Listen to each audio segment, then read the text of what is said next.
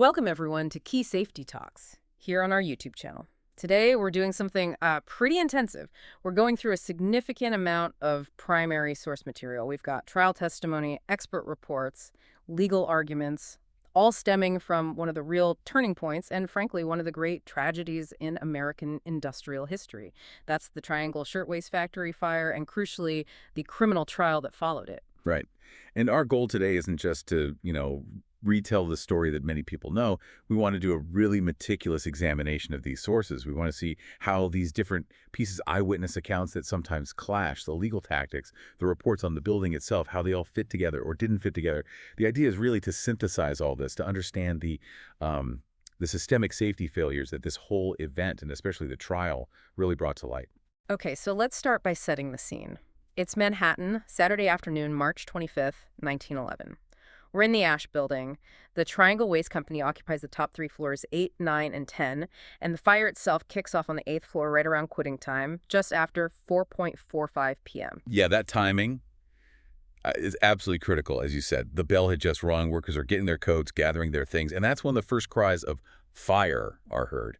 The official records show the first alarm hitting the firehouses at 4:48 p.m. Think about that. 3 minutes, maybe?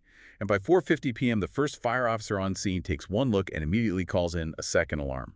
So in just 5 minutes, maybe less, what started likely as a small fire, maybe in a scrap bin, becomes this inferno, and the public reaction was instantaneous. It was overwhelming. All the focus, all the anger was immediately directed at the owners, Isaac Harris and Max Blank, and the notoriously dangerous conditions in these garment factories. Okay, let's dig into that speed first. How did it spread so incredibly fast? The testimony really paints a picture of the fuel load, doesn't it? William Bernstein, he was working on the 8th floor, testified he saw the fire start near the Green Street side. Yes, his testimony is very telling. He said he saw it, grabbed a pail of water, which was, the standard pathetic fire protection they had, but he said he couldn't make it out, meaning he couldn't even get close enough to use the water effectively because, and this is the key part, the rags on the table caught fire almost instantly. The fire didn't just start in the scraps. It immediately leaped onto the work tables covered in fabric. The very materials they worked with became the accelerant. And the superintendent, Samuel Bernstein, his testimony really quantifies that fuel load. He saw the big blaze and some smoke near the freight elevator on that Green Street side. But what's really chilling is his description of the material on just one table. He said he saw about 120 ply of lawn. 120 ply. Think about that. Lawn is a very thin, light cotton fabric, highly flammable, 120 layers of it stacked up. It's basically like having, giant stacks of tissue paper near an ignition source. He testified the fire was simply running away from him. He couldn't even approach it. And this wasn't just random clutter, right? The post-fire analysis, the engineering reports, they showed the factory was almost designed for this. John D. Moore, a consultant engineer, his description of the layout is pretty stark. It really is. Moore described these long sewing machine tables, 4 feet wide. And down the middle of each table ran a trough, about 10 inches deep. Yeah. What was the trough for? It was specifically designed for the workers, who were paid by the piece, remember, to just sweep their scraps, their remnants, into it, get it out of the way quickly to keep production speed up. So the system itself encouraged, even required, the accumulation of this highly flammable debris right there in the workspace. It wasn't just sloppy housekeeping. It was built into the process. Absolutely. It's engineered accumulation of fuel. And Moore's analysis showed the result. The 9th floor was just devastated. The floor itself, he said, was completely destroyed, burned right down to the cinder fill underneath. That tells you the intensity and duration of the heat release from all that fabric. And you combine that fuel load with the physical layout. Irene Savos, another 8th floor worker, she testified the machines were packed so tightly together. Yeah, I remember reading that. She had to do, what, jump over them? She said she literally jumped over the machines to try and get towards the Washington Place side, towards those exit doors. So you've got this incredible fuel load, instantaneous fire spread, and a physical layout that makes just moving towards an exit a challenge even before the panic sets in. It's a recipe for disaster. Guaranteed chaos, as you said earlier. And that chaos, it was made worse by what seems like a really broken safety culture, or maybe a complete lack of one. Lena Yeller's testimony is incredibly revealing here. She was on the 9th floor. Right. She was the one who initially ignored the fire cry. Yeah. She said when she first heard a girl shout, "Fire!" she didn't react. She thought it was a joke. Why? Because apparently there was one jolly girl on the floor who often cried wolf, shouting things like, "Here comes the boss," or Yeah. "Here comes the floor lady," just to mess with people when nobody was actually coming. Wow. That single detail, it says so much about the environment. The everyday fear or anxiety about management surveillance was so constant, so ingrained. That it literally overrode their response to an actual life or death emergency alarm. They were conditioned to react to the perceived threat of the boss, not the threat of fire. It points to a complete failure of preparedness, no drills, no taking alarms seriously. Exactly. No evidence of any fire drills ever being conducted. The workers were drilled, all right, but drilled to fear management and focus on production speed. Samuel Bernstein, the superintendent, he managed to escape, along with the owner's children, by going up to the roof. But his description of the 8th floor moments before, it's pure panic, trying to push girls away from grabbing their coats, slapping a fainting girl to try and keep her moving. His instinct was roof, because maybe the main exits were already compromised. And the testimony confirms those main exits, the elevators especially, failed very quickly. Irene Savas mentioned the screaming at the elevators, and she noted the operator didn't stop at the 8th floor on a return trip down. Probably couldn't. The fire likely engulfed the shaft opening by then. Lena Yaller, back on the 9th floor, she testified that the elevator door itself on her floor was actually burning. So those routes were cut off almost immediately for many. Which brings us to the grim physical evidence found afterwards. Fireman Charles M. Laff's testimony. Yes, his account is crucial for understanding where the blockage occurred. He testified that on the 9th floor, the bodies were heavily concentrated near the dressing room partition on the Washington Place side. He found 2 bodies sort of crammed in a crevice behind it, one in front of it, and then this horrifying cluster of 11 bodies piled right in front of the dressing room area. 11 people piled up in one spot. That's undeniable proof of a bottleneck, a fatal choke point. It screams that either the Green Street exits were completely impassable due to fire, forcing everyone to the Washington Place side, or that Washington Place exit itself failed catastrophically, or maybe both. Most likely, both contributed. The fire started near Green Street, blocking that way early. Then the crush happened at Washington Place. And even if they could somehow get near an exit, the exterior escape route wasn't much help either. Fireman Laff also noted the windows leading to the fire escape on that 9th floor. The heavy sheet iron or steel shutters covering them were all sprung and warped. Warped by the heat. Almost certainly. So even reaching the window didn't guarantee escape. The intense heat had likely already deformed the metal shutters, jamming them shut or making them incredibly difficult to open, effectively sealing off that supposed safety route. Okay, so the failure of those egress points, especially on the 9th floor near Washington Place, leads us straight into the absolute core of the criminal trial, doesn't it? The entire prosecution case really boiled down to one specific question. Was the Washington Place door on the 9th floor locked during working hours? And did that locked door directly cause the death of one specific worker, Margaret Schwartz? That's right. The prosecution's argument wasn't just general negligence, it was specific criminal liability.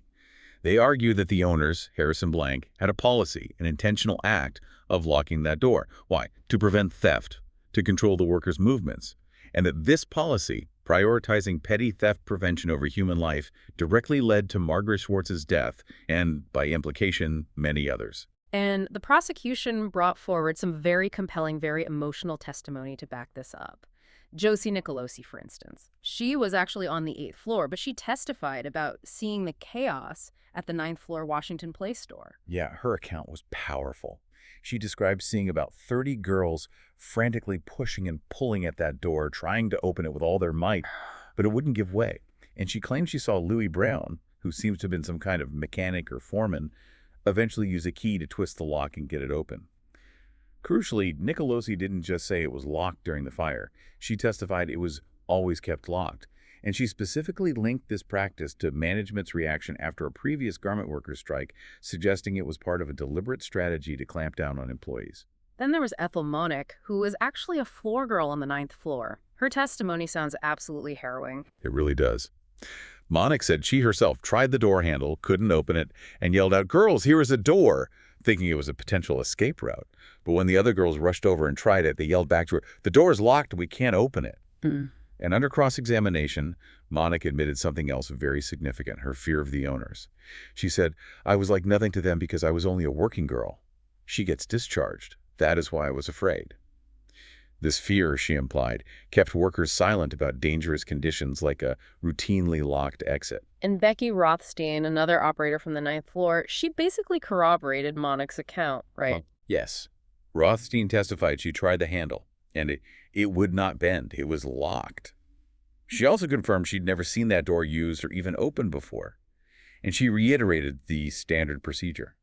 Everyone was forced to exit via the Green Street side, specifically so the watchman stationed there, a man named Wexler, could check their pocketbooks for stolen fabric scraps or notions.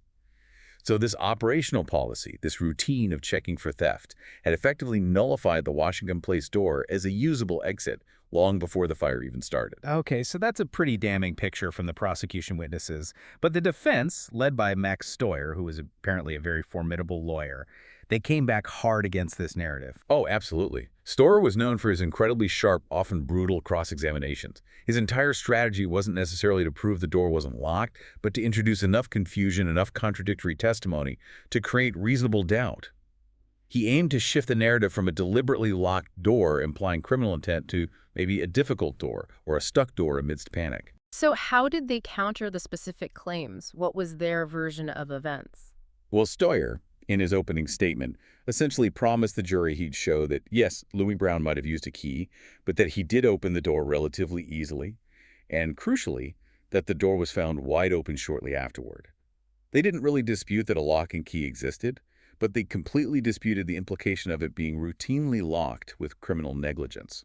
And they had an explanation for the key itself, right? Something about a string. Yes, this is a key piece of the defense. Multiple defense witnesses claimed the key wasn't kept separately by a manager or watchman, but was always in the lock.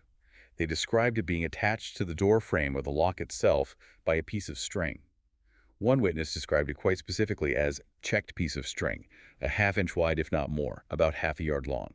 That detail about the string, it seems designed to suggest the key was right there, easily accessible, not hidden away. Exactly. If the key is dangling right next to the lock, the argument goes, then the door isn't truly locked in a way that prevents egress. Maybe it was stiff, maybe people panicked and couldn't turn it properly, but the means to open it were supposedly right there. It subtly shifts blame from the owner's policy to the victim's panic or the mechanism itself. And they had witnesses to support this unlocked or easily opened version. They did. Ida Middleman testified for the defense. She claimed that she and another girl, May Levantini, ran to that Washington Place door during the fire. And according to Middleman, Levantini simply opened it, apparently without a huge struggle, allowing them to get out into the hallway. She even added they saw smoke in the hall, but no flames directly blocking the stairs down at that point. So a completely different account from the prosecution witnesses who said dozens were trapped behind it. Completely different. And then you had Superintendent Samuel Bernstein, who also testified for the defense on this point. He stated that whenever he did his rounds, usually mid-morning around 9 or 10 a.m., he used the stairs for inspections and always found those doors open. The defense strategy was clear. Paint a picture of normal operations where the door was accessible, casting doubt on the prosecution's claim that it was always locked as a matter of policy. This direct clash in testimony makes the physical evidence, the lock itself, incredibly important. But even that became a point of contention, right? Hugely contentious. Yeah. So about 15 days after the fire, a police detective found a lock mechanism lying on the floor of the 9th floor loft, about 20 and a half feet away from the Washington Place doorway. 15 days later, that does seem... That was exactly Stoyer's point.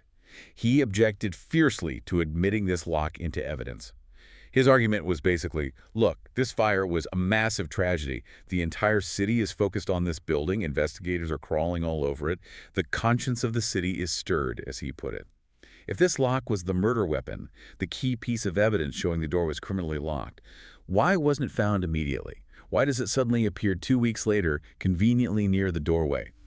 He implied it could have been planted, or at least its discovery was too suspect to be reliable. What was the prosecution's response to that? They must have argued it was the lock. They did.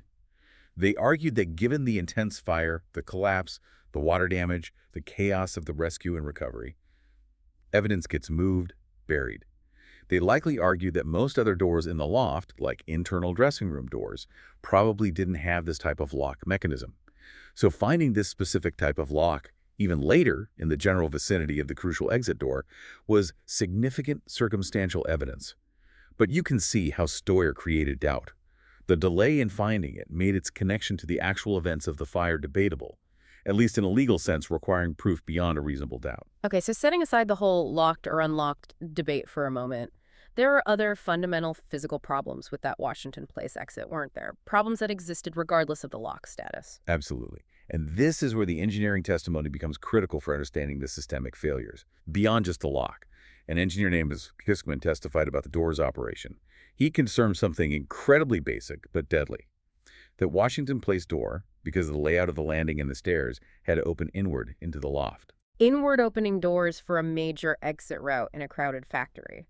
I mean, that's just fundamentally against all modern fire safety principles. Completely. It's egress 101. Wiskeman testified there simply wasn't enough space on the stair landing outside the door, given the width of the stairs coming down from the 10th floor and the wall opposite to allow the door to swing outward. So imagine the scene. Fire raging behind them, dozens, maybe hundreds of panicked people desperately pushing towards that door. An inward swinging door becomes an immovable barrier the moment even a few people press against it. You physically cannot open it against the crush of bodies. Locked or unlocked, it becomes a wall. So the architectural design itself created a death trap at that point. Precisely. And John D. Moore, the other engineer we mentioned, he went into even more detail about the potential mechanical failure of the lock itself, even if it wasn't locked in the conventional sense. He talked about the bevel on the latch. Right, the bevel. Can you break that down? How could the bevel make a difference? Okay, so think about the latch bolt, the part that sticks out of the door edge and clicks into the strike plate on the frame. For a door to latch properly when you push it shut, or to retract smoothly when you turn the knob, that latch bolt needs a slanted edge, a bevel. The bevel slides against the strike plate, pushing the bolt back against its spring mechanism. Moore described the Washington Place door as a left-handed door. Now, if a carpenter installed the lock mechanism backwards, maybe put a lock designed for a right-handed door on a left-handed door, or just installed it incorrectly, the bevel could be facing the wrong way. And if the bevel is wrong, what happens? If the bevel is facing the wrong way, pushing on the door won't necessarily make the latch retract properly. And crucially, turning the handle, especially under the immense pressure of a panicked crowd pushing against the door, might not generate enough force or the right angle to pull the incorrectly beveled latch fully clear of the strike plate. So the door could effectively be jammed shut, even if the key wasn't turned or the lock wasn't technically locked.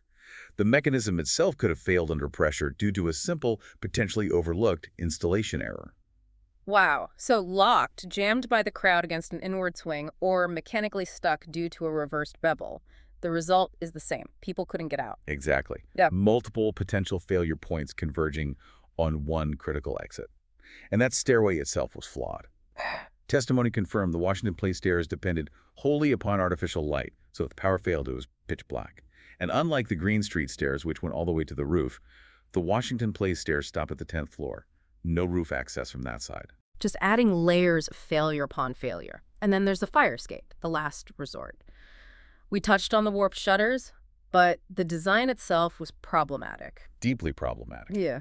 It was described as a ladder and balcony open type, not a proper external staircase. The connection from the 10th floor down to the 9th and so on involved ladders set at a steep angle, about 60 degrees. And getting onto the balcony platform from inside the loft was incredibly awkward. The platform wasn't level with the floor. It was 23 inches above the windowsill. So you had to climb up onto the windowsill almost 30 inches high and then step down 7 inches onto this narrow metal balcony, all while smoke and flames are potentially billowing out. Precisely. Imagine trying to do that in long skirts, in a panic, with people pushing behind you. It was incredibly difficult and dangerous to access and navigate. There wasn't a viable mass escape route. Which brings us back to Frances Perkins' horrifying eyewitness account from the street below. She wasn't inside, but she saw the end result of these failures. The jumpers. The jumpers. She vividly described seeing women, mostly from the 8th and 9th floors, standing on the ledges, flames behind them, and then jumping. She saw the firemen trying to use life nets, but the force of the bodies falling from that height. She said the nets broke. They just weren't strong enough. They hit the pavement. That image seared itself into her memory and fueled her entire career in safety reform. So with all this evidence of failure, the potential locked door, the inward swing, the terrible fire escape, the case goes to trial. The district attorney, Charles S. Whitman, he convenes a grand jury. Right. The grand jury process, it's secret. 23 jurors, need at least 16 present, 12 votes needed to indict. They hear the initial evidence. And the result was 7 indictments handed down against the owners, Harris and Blank, for manslaughter in the first and second degrees. The core allegation was that their negligence directly caused deaths. But before the main trial, there was a legal challenge. The defense tried to argue the law itself was unfair. Yes, they challenged the constitutionality of the specific law requiring factory owners to keep exit doors unlocked during working hours. They argued it was an unreasonable burden and infringement on their property rights. But Judge O'Sullivan, who heard this pre-trial motion, he shut that down pretty firmly. He ruled the law was not a harsh or unreasonable provision, and definitely not an invasion of constitutional rights. He basically said, no, protecting workers' lives by ensuring exits are clear is a perfectly reasonable thing for the law to require. So the law was upheld. The trial proceeds, focusing just on the death of Margaret Schwartz, as we said, and the presiding judge was Thomas C.T. Crane. There's a bit of background on him mentioned in the sources, isn't there? Yes, and it's a piece of historical context that certainly raises eyebrows today. Judge Crane had previously served as Tenement House Commissioner, and in that role he had actually been officially censored, criticized, following an investigation into another fatal fire, tenement fire, for safety violations that had occurred under his watch as commissioner. So you have a judge presiding over a major fire safety negligence trial who had himself been previously called out for safety lapses in a similar context. The sources note, quite rightly, that this kind of potential conflict or appearance of bias probably wouldn't pass muster today. Yeah, that's definitely notable. Okay, so Judge Crane is presiding. The prosecution has the burden of proof. What exactly did they need to show to get a manslaughter conviction? This is the absolute crux of why the trial ended the way it did. For manslaughter, particularly in this context, the prosecution had to prove beyond a reasonable doubt that very high legal standard several things. 1, that the Washington Place door was locked. 2, that the owners, Harris and Blank, were personally responsible for it being locked, either by direct order or established policy. And 3, that this specific act of locking the door was the direct, proximate cause of Margaret Schwartz's death. Not just contributing, but the decisive cause. That sounds like an incredibly high bar to clear, especially in the chaos of that fire. It was an immense challenge, proving general negligence in unsafe conditions. Easy. The evidence was overwhelming, proving that specific chain of criminal causation for one individual's death beyond any reasonable doubt. That's where Max Stoyer, the defense lawyer, focused his attack. And his main weapon was cross-examination, just relentlessly poking holes in the witness's testimony. Relentlessly. He went after every tiny inconsistency, every potential weakness in their memory, every hint that their testimony might have been coached or influenced. Take Lena Yaller, the witness who initially thought the fire cry was a joke. Stoyer hammered her on the stand about how many times she had told her story. Right, I remember that quote. He asked how many times she'd rehearsed it in the same words. Exactly. And she answered honestly about 5 times. 2 friends, the DA, the grand jury, etc. Stoyer seized on that. He used it to imply her testimony wasn't a raw, genuine recollection of the traumatic event, but a polished, rehearsed script. He wanted the jury to see it as potentially unreliable. And he did something similar with Ethel Monick, the floor girl, questioning her about being housed somewhere and visiting the DA's office. Yes, that was another key part of his strategy.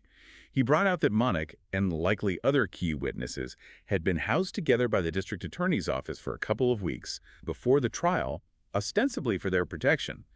But Stoyer framed it differently. He questioned her about visiting the DA's office frequently and specifically about being taken back to the burned-out 9th floor loft by investigators. Why? To confirm her memory of exactly where she saw Margaret Schwartz standing near the door handle. So he's planting the idea that the DA's office wasn't just gathering testimony, but potentially shaping it, guiding the witness's memories. Precisely. He wanted the jury to wonder. Was her memory truly her own, or was it subtly reinforced or altered by the investigators showing her the scene again, pointing things out? It's a classic defense tactic to undermine witness credibility. He also aggressively questioned witnesses about whether they were suing the Triangle Company civilly for damages.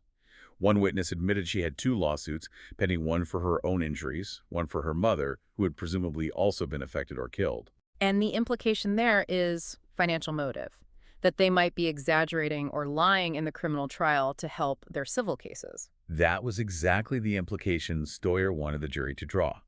He wasn't trying to prove the defense witnesses were telling the absolute truth. He just needed to create enough doubt, enough questions, enough what-ifs about the prosecution's key witnesses. Did they really see the lock? Or just hear others say it was locked. Were they confused in the panic? Were they influenced by the DA? Were they motivated by money? Plant enough seeds of doubt. And you don't get proof beyond a reasonable doubt. Exactly. And that's why the sources rightly emphasize that the eventual acquittal of Harrison Blank on the manslaughter charges doesn't negate testimony about impeded egress. It reflects the burden of proof on that charge. The jury wasn't saying the factory was safe. They weren't saying the door wasn't a problem.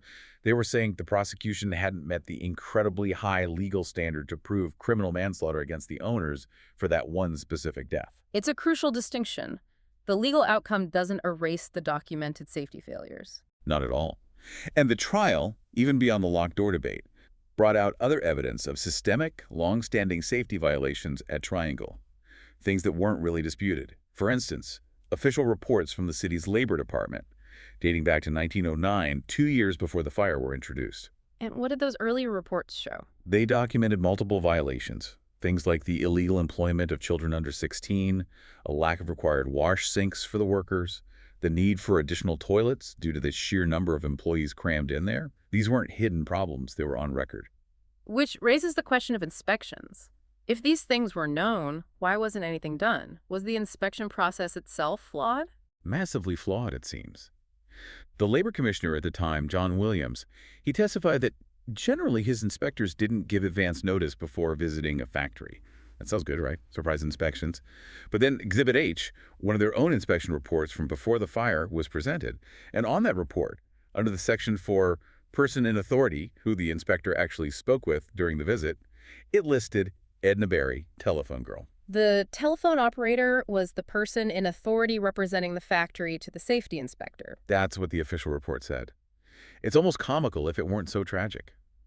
How could a telephone operator possibly answer questions accurately about fire safety protocols, egress rows, machinery guarding, child labor compliance, sanitation facilities? Yet Commissioner Williams had to concede that this report, signed off after talking to the phone operator, was considered perfectly satisfactory by his department at the time. It suggests the inspections were just window dressing. A check-the-box exercise with no real teeth, no real attempt to verify compliance in a meaningful way. It certainly paints a picture of a regulatory system that was superficial at best, possibly negligent, or even complicit at worst. It was a system designed to create paperwork, not safety. Yeah. And underpinning all of this, we have to come back to that culture of control we talked about earlier, that ingrained habit reinforced every single day. Of using only the Green Street exit so the watchman Wexler could check their bags. Right. Even Wetzler himself admitted he didn't always pay close attention. He did not give it my attention all the time. But the policy remained. The habit was ingrained. So psychologically and behaviorally, the workers were conditioned to see the Washington Place side as simply not an exit for them. That daily routine, that organizational policy focused solely on loss prevention, effectively disabled a critical life safety feature long before the fire broke out. Locked or unlocked, it wasn't perceived or used as a primary escape route. So Harrison Blank are acquitted in the criminal trial, but the story obviously doesn't end there. The public outcry was just too immense, right?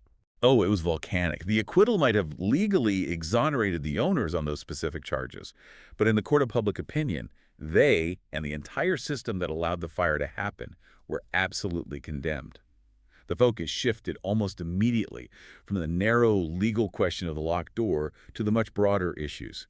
These horrific sweatshop conditions, the completely inadequate building codes, the toothless factory inspections, the perceived corruption that let owners get away with it. And this massive public pressure actually led to concrete political action, didn't it? The formation of a state commission. Yes, very quickly.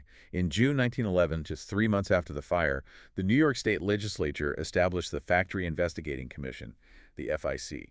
And this wasn't some token committee designed to let things blow over. It was led by some really significant political figures who genuinely understood the lives of working-class New Yorkers. Figures like Al Smith, who would later become governor, and Robert F. Wagner, who became a hugely influential U.S. senator. They knew the harsh realities. And what was the FIC tasked with doing? Was it just about fire safety? It started with fire hazards, but its mandate became much, much broader. It ended up conducting probably the most sweeping, in-depth investigation of industrial conditions anywhere in the U.S. up to that time. They looked at everything. Fire hazard in factory buildings, absolutely, but also sanitation, occupational diseases, working hours, wages, and especially the pervasive problem of child labor. Did they find widespread problems? beyond Triangle? Widespread doesn't even begin to cover it. They uncovered systemic exploitation and neglect across countless industries in New York. For example, they found child labor was so rampant and businesses so determined to hide it that the FIC actually had to organize surprise raids just to catch factories in the act of illegally employing young children. The sheer volume of safety violations, health hazards, and brutally long hours they documented was staggering. It laid bare the reality of industrial life for hundreds of thousands of workers. And this investigation, it actually led to real changes in the law. Absolutely. The FID didn't just investigate, it drafted legislation. Based directly on their findings, particularly the lessons learned from the Triangle Fire, they pushed through something like 38 new laws transforming labor regulations in New York State. These weren't minor tweaks. We're talking about foundational safety requirements. Mandatory fire drills in factories, something Triangle never had. Requirements for automatic sprinkler systems in buildings over a certain size or risk level. Much stricter limits on how many people could occupy a factory floor. Clearer requirements for accessible, unlocked, outward-swinging exit doors. They put teeth into the regulations. And the figure who really drove much of this work, connecting the fire directly to the reforms, was Frances Perkins, who we mentioned earlier as an eyewitness. Yes, Frances Perkins is absolutely central to this part of the story. Having witnessed the horror of the fire firsthand, she became deeply involved. She was appointed as the Director of Investigations for the FIC shortly after it was formed. She was instrumental in gathering the evidence, talking to workers, understanding the systemic problems. That experience solidified her lifelong commitment to worker safety and social justice. And her career didn't stop there. She became a major force in state and national politics. A huge force. Her work with the FIC was so impactful that she later became its chairwoman. Then, in 1929, when Franklin D. Roosevelt was governor of New York, he appointed her as State Industrial Commissioner. In that role, she really started implementing the vision of the FIC, expanding factory inspections, pushing for and winning a shorter 48-hour work week for women, championing minimum wage laws, and developing early forms of unemployment insurance in New York. And this work in New York directly paved the way for her role in the New Deal. Directly. When FDR became president during the Great Depression, he knew exactly who he wanted to tackle the national labor crisis. He appointed Frances Perkins as his Secretary of Labor. She was the first woman ever to hold a U.S. cabinet position. And much of the landmark New Deal labor legislation, things like the Social Security Act, fair labor standards, unemployment insurance on a federal level, drew heavily on the work Perkins and others had pioneered in New York, work that was fundamentally motivated and informed by the tragedy of the Triangle Fire. It's incredible how the legacy of that one event rippled outwards. There's even a connection made in the source material to a Supreme Court decision. Yes, it's a fascinating legal and philosophical link. When the Supreme Court was considering the constitutionality of the unemployment compensation parts of the Social Security Act, Justice Benjamin Cardozo wrote a key opinion. He argued that the massive economic hardship of the Great Depression proved that individual misfortunes, like a breadwinner losing their job, weren't just personal problems anymore. They were national problems, affecting the whole country's stability. And therefore, he argued, it was within the federal government's power, specifically its power to tax for the general welfare, to create programs to alleviate that hardship, like unemployment insurance. That idea that worker well-being and economic security are matters of national concern requiring federal action is a direct philosophical descendant of the arguments Perkins and the FIC were making in New York 2 decades earlier, spurred by the fire. From a factory fire to the foundations of the modern social safety net, it's quite a trajectory. So let's try to distill this down. Based on everything we've examined in the testimony and reports, what are the key safety takeaways for people listening today, especially those working in safety fields? I think there are 3 really crucial ones that stand out from the Triangle sources and remain incredibly relevant. First is the critical difference between structural integrity and life safety. The ash building itself, the physical structure, actually survived the fire relatively intact. It was considered fireproof in its basic construction. But the building's survival was meaningless for the 146 people who died. They died because the life safety systems, the egress routes, the warnings, the procedures, the fire suppression failed catastrophically. You can have the strongest building in the world, but if people can't get out safely in an emergency, it doesn't matter. Okay, structure versus life safety. What's the second takeaway? The second is that egress policies must be treated as engineered controls, not just as rules or suggestions. That Washington Place door situation is the perfect example. Whether it was locked for theft prevention or just habitually unused because of the checkout procedure, an organizational policy effectively disabled a critical safety feature. Policies that restrict or impede emergency egress, even for seemingly valid reasons like security or convenience, have to be recognized as active impairments to the safety system. And linked to that is the culture. The fear Monick described fear of being fired for speaking up. That's an organizational factor that directly impacts safety.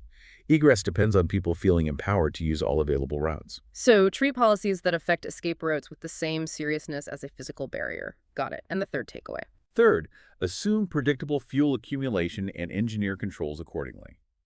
The garment industry, especially with piece rate work, inherently creates massive amounts of flammable waste, the testimony about 120 ply of lawn, the 10-inch deep scrap troughs. This wasn't an unpredictable event, it was a built-in hazard of the production process. Relying on workers to constantly manage that fuel load perfectly under pressure isn't a reliable control. Where you have predictable high fuel loads, you need engineered solutions, better containment, more frequent removal, and critically automatic fire suppression like sprinklers, which the FIC mandated. And you need practice procedures. The lack of fire drills at Triangle was a glaring failure of the human element of the safety system. #outro. Okay, so wrapping up our examination today, we've really seen these sharp conflicts within the trial testimony. The locked key versus the key on a string, the defense strategy attacking witness memory, the undeniable evidence of architectural flaws like that inward swinging door and the inadequate fire escape, and ultimately a legal acquittal that couldn't erase the reality of the organizational failures. Absolutely. The failure at Triangle wasn't just one thing. It wasn't just a locked door or just bad housekeeping or just a flawed building design. It was a cascade failure. It was human factors management policies, prioritizing theft control, a culture of fear, no emergency training. Combined with engineering and architectural failures, the inward door, the difficult fire escape access, the lack of sprinklers, it all came together in the worst possible way. The legacy of Triangle led to fundamental changes in fire codes, building regulations, labor laws, changes that protect millions of people today. But the core lessons about organizational culture, policy versus practice, and complacency are always relevant. So maybe the final thought for everyone listening is this. We have sophisticated codes now, yes. We have enforcement bodies. But what seemingly minor organizational policy, practiced every day in your workplace for convenience or control or efficiency, what policy are you treating as just how things are done that might actually compromise a critical safety system under unexpected pressure? What small normalized fear of slowing down production, fear of asking a stupid question, fear of reporting a near miss might be preventing crucial safety information from getting to the people who need it? That's the enduring question Triangle leaves us with. What's your potential locked door?